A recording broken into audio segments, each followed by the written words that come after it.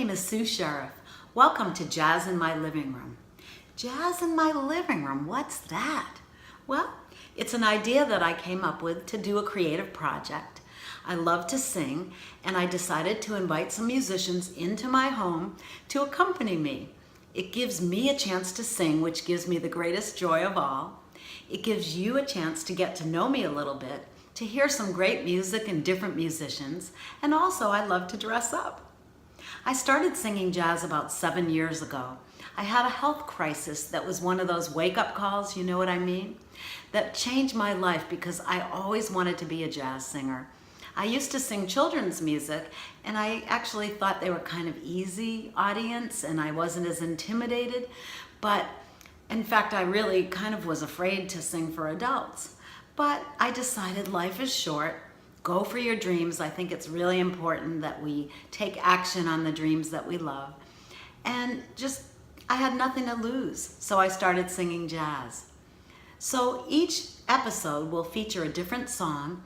I'll have different musicians that come, sometimes guest artists, and I'll give you an interpretation of the song, some details about the composer or the lyricist, and then tell you what the song means to me. I've always considered my singing to be a spiritual expression of who I am. And so for that reason, I chose a John Coltrane song as my first song. As you know, John Coltrane was one of the most influential saxophone players in all history. He was born in 1926 and raised in North Carolina by his mother and cousin. He started playing the clarinet and the sax when he was in high school. And after high school, he joined the Navy, where he appeared with an all-white Navy band called the Melody Masters. After he was discharged, he moved to Philadelphia, and he really became a big part of the bebop scene. By the mid-50s, he had already played with all the greats, Charlie Parker, Dizzy Gillespie, Thelonious Monk, and Miles Davis. But he developed a really bad addiction to heroin and alcohol. In fact, in 1957, Miles Davis kicked him out of his band because of it.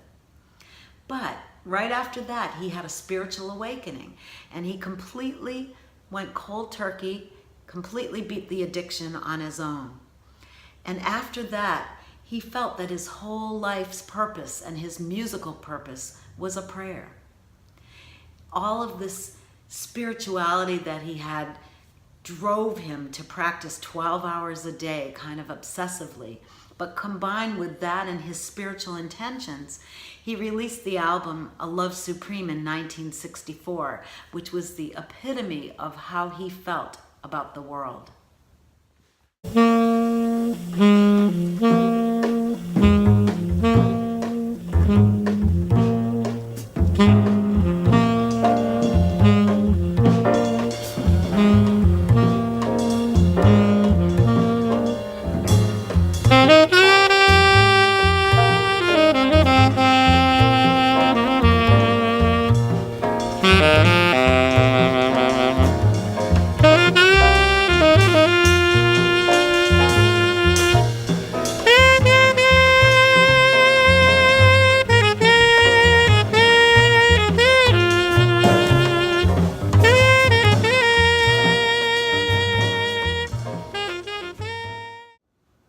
For my first song, I'd like to do John Coltrane's Naima.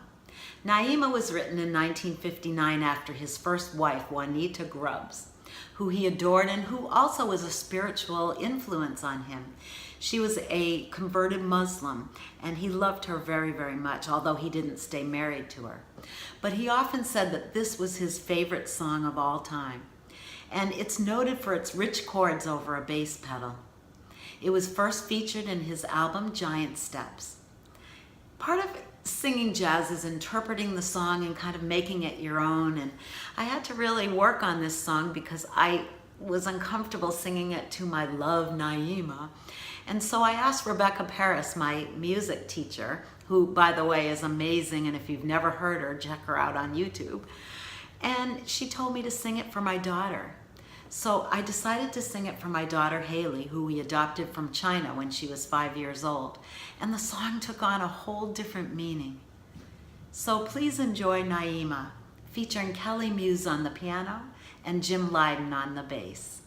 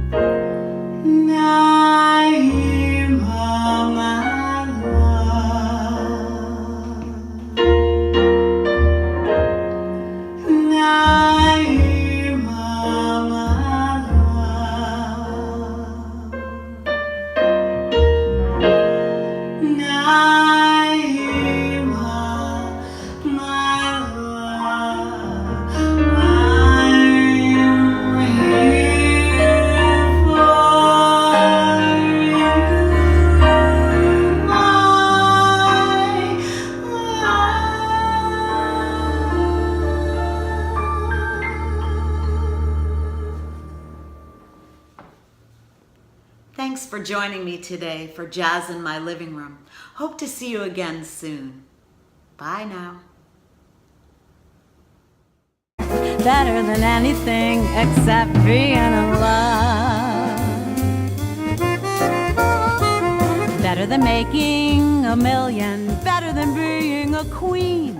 Better than oil wells and gold mines.